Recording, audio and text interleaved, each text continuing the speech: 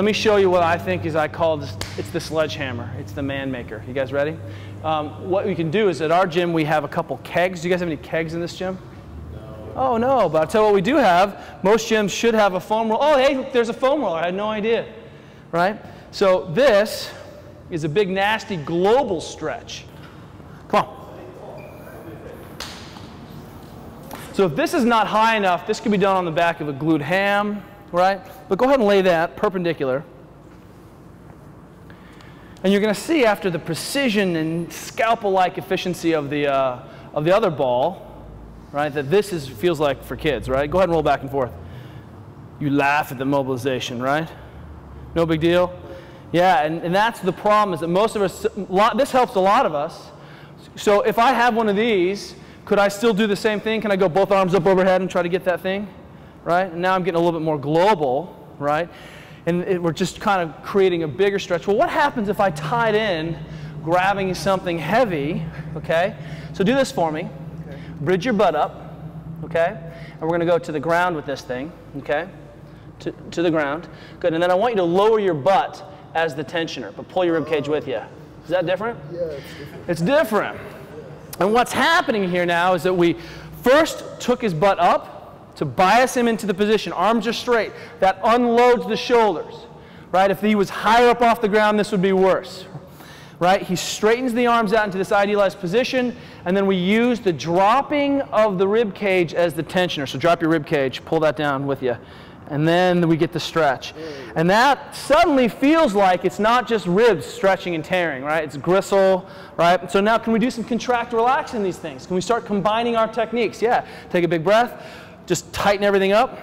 And again, we try to mobilize a movement, not a muscle. Because if I haven't mobilized the, go ahead and let's try to catch your serratus there, don't you think? That would be good. Let's see if you can contract your serratus. What's that? Yeah, what's that? Right, so that's the right answer. So what we're doing here is that if he just drags this down into this position, trying to get, and then just tightens up, release, tighten up, release. Good. Mobilize at the position of restriction. This is a position we value. And what are we catching here? Anything that's tight. I can get away from, hey, we're stretching the inferior medial lateral border of the attachment of the, you just glaze out, who cares? This is the position that's tight, we're going to catch whatever it is that's in. So this is one position though, right? What happens if we just roll him, I'm going to just wind him back a little bit, okay? Go ahead and wind back towards me, come back towards me. Okay, now we're just in a little bit different position. Grab that kettlebell, right? Lift your butt up high, straighten your arms. Really try to be straight.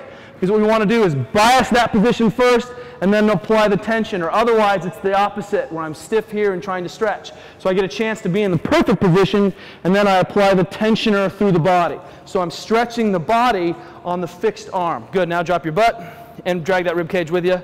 Oh, there you go. There it is, huh? Hold, hold, hold. Right now I'm like that dwarf in Braveheart, like pulling out his intestines, right? Burning them in front of his eyes. Freedom! Good. That's a good stretch. It's not bad, is it? That's a good stretch. And if we're buddies, hey, I'd be like, hey, put your hands on my rib cage. Use spirit fingers, non-threatening touch. Do you see that? I'm going to put my hands on your rib cage now. Right? It's not creepy. Don't be creepy. Easy. But I don't have to touch him at all. He's getting plenty of benefit here, right? So let's say let's call that another 45 seconds, right? Now let's retest him. That was 2 spots, maybe 45 seconds. Oh, he had to come out of it slowly. Oh. That was good. That was a good stretch. Good stretch, good stretch, good stretch. Good talk, good talk. Come on back. All right, so rib cage down. Let's see if we made any change. Let's turn to the side so we can see, okay? And go and pull that up overhead. Does that feel any better? That's great, yeah. So one of the nice things about, remember, we're thinking in systems. Is this a bone problem, a joint restriction problem? Is this a muscular restriction problem? Hey, I can contract, relax, and see change if it's a muscle problem. Is this a tissue interface problem? Is it that he's not, everything is stuck down with nails and we don't have these sliding layers, right? That's a different thing. That's what I'm doing with the foam roller and the trigger point ball, trying to smash layers. break up the fuzz, right? But in this situation, you know, maybe it's a motor control problem. I'm like, dude, just pull your rib cage down. You're like, oh. So now it's just an issue of technique and motor control. But whenever we deal with these problems, we always want to make sure we're thinking in systems.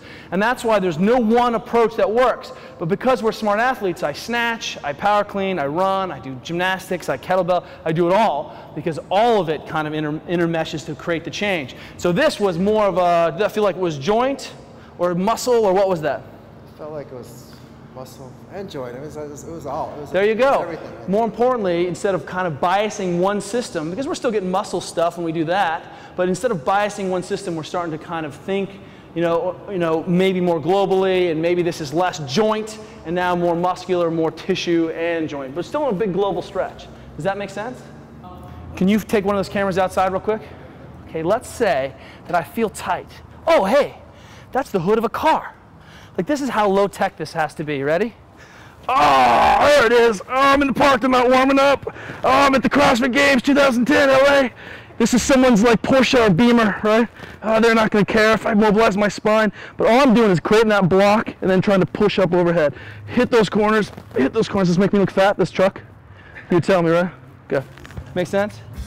Savon told me I looked hairy and skinny on a video recently. I was like, hairy and skinny?